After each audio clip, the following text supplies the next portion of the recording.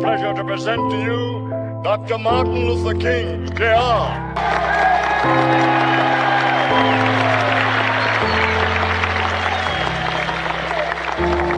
I am happy to join with you today in what will go down in history as the greatest demonstration for freedom in the history of our nation.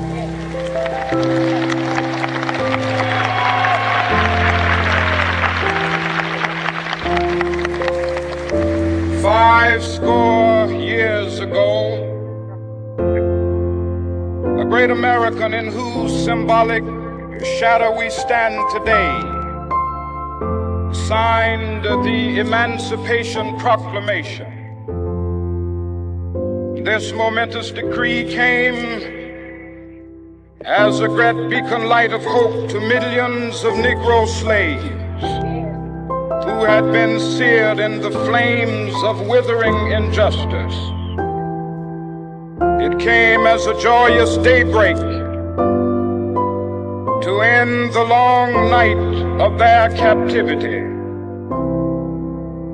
But 100 years later, the Negro still is not free. 100 years later, the life of the Negro is still sadly crippled by the manacles of segregation and the chains of discrimination. 100 years later, the Negro lives on a lonely island of poverty. I have a dream that one day this nation will rise up and live out the true meaning of its creed. We hold these truths to be self-evident, that all men are created equal.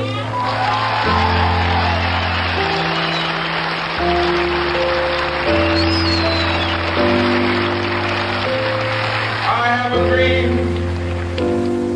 that one day on the red hills of Georgia, sons of former slaves and the sons of former slave owners will they be able to sit down together at the table of brotherhood. I have a dream that one day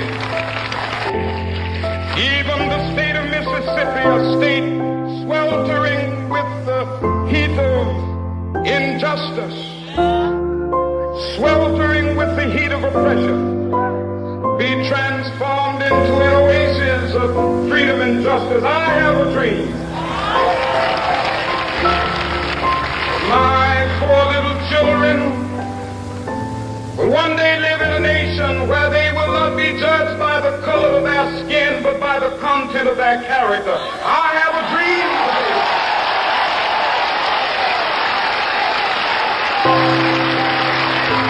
I have a dream that one day down in Alabama with its vicious racists, with its governor having his lips dripping with the words of interposition and nullification. One day right there in Alabama, little black boys and black girls will be able to join hands with little white boys and white girls as sisters and brothers. I have a dream today.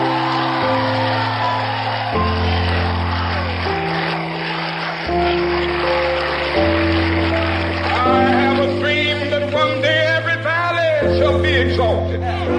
Every hill and mountain shall be made low, the rough places will be made plain, and the crooked places will be made straight, and the glory of the Lord shall be revealed, and all flesh shall see it together. This is our hope.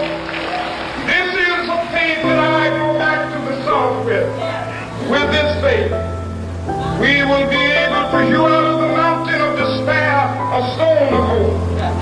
With this faith, we will be able to transform the jangling discords of our nation into a beautiful symphony of brotherhood. With this faith, we will be able to work together, to pray together, to struggle together, to go to jail together, to stand up for freedom together, knowing that we will be free one day.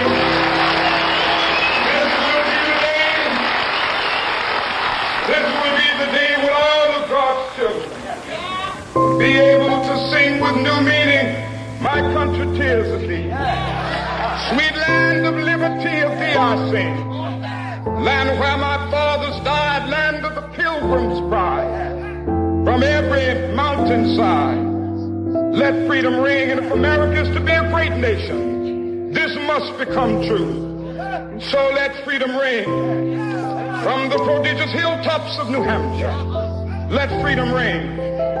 From the mighty mountains of New York, let freedom ring. From the heightening Alleghenies of Pennsylvania, let freedom ring. From the snow-capped Rockies of Colorado, let freedom ring. From the curvaceous slopes of California. But not only that, let freedom ring from Stone Mountain of Georgia. Let freedom ring from Lookout Mountain of Tennessee. Let freedom ring from every hill and molehill of Mississippi, from every mountainside. Let freedom ring in Louisiana. When we allow freedom ring, when we let it ring from every village and every hamlet, from every state and every city, we will be able to speed up that day when all of God's children, black men and white men, Jews and Gentiles, Protestants and Catholics, will be able to join hands and sing in the words of the old Negro spiritual, free